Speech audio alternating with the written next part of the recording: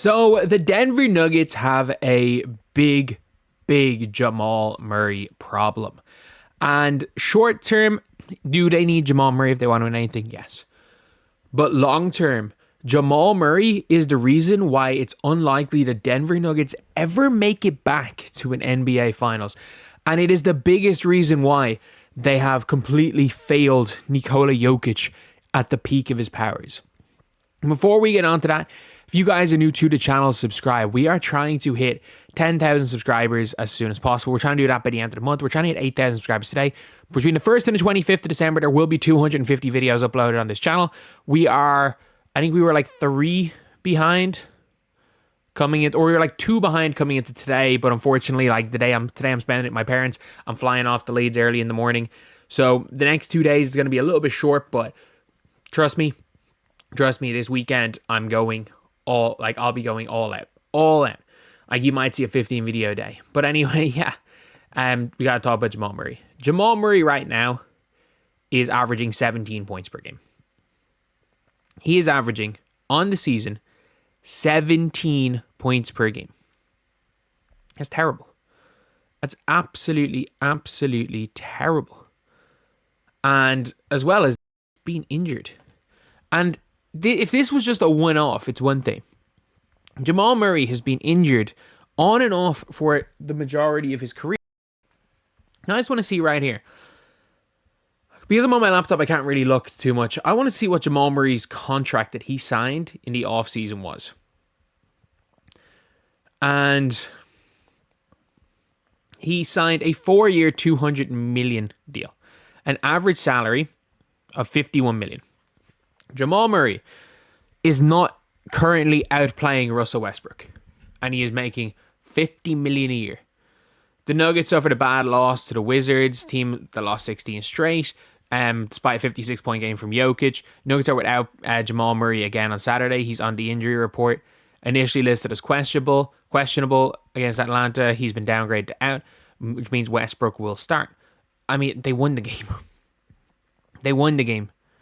Like, Jamal Murray has played in 17 games this year and is averaging 17.8 points per game on 42% from the field and 33% from 3. He is down 3% in his career averages. He is down 4% in his 3-point averages, and he's down 6% on his free throw averages. At least he's passing the ball a bit better, I guess. But like, this version of Jamal Murray is not... I was about to say he's not even an all-star. And I'm like, Jamal Murray's never been an all-star. That's the problem. You're paying $50 million a year for a guy who has never been an all-star. And like, what were they doing?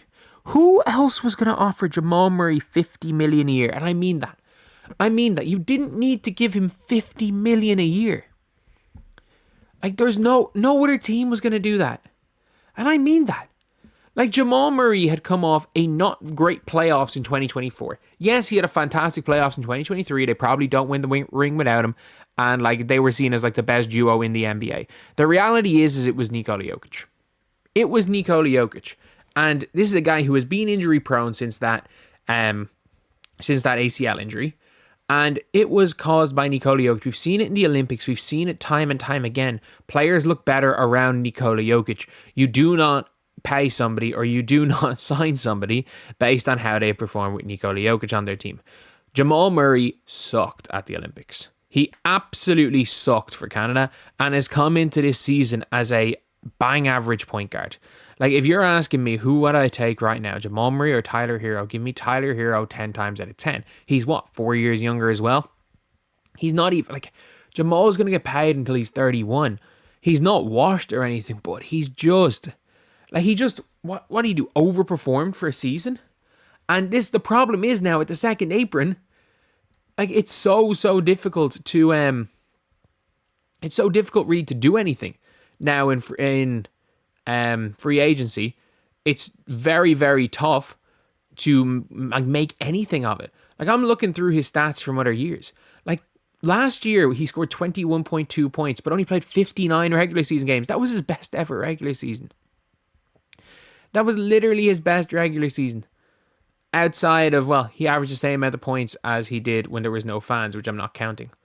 Like, he shot 42% from three and 48% from the field last year. That was his best regular season, but he still only played 59 games and was a absolute no-show in some playoff games. Yes, he was great against the Lakers, but I'm sorry, we don't pay. Like, you do not get $50 million just because you can destroy the Los Angeles Lakers. And the problem now is he's injured. His performance is nowhere near all-star level. Like, he's not just not an all-star, he's nowhere near all-star level. Like, nowhere near.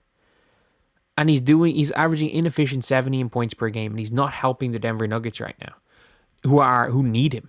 They need him more than ever. The problem is the Denver Nuggets were so scared of losing Jamal Murray and Michael Porter Jr. that they've overpaid both of them, and now they are stuck with the big three, and they can't do anything to help Jokic unless they can fluke some sort of free agent. If they can fluke a free agent pickup and underpay. If they can fluke draft picks because they're going to be good. To be fair, they've done that. I think Jerron Holmes could have been another fluke good draft pick, but he tore his Achilles.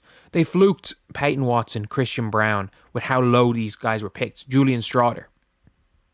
You've got a bunch of guys that look 100 times better because of Nikola Jokic.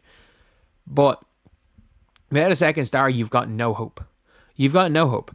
Like, he hasn't even looked that much better than Bones Highland looked when he came in to replace him back in 2022. His Nuggets team is not good. They're really not good. And a lot of people are like, oh yeah, they're like, it's the same team as 2023. No, it's not. Jokic is better. Murray is worse.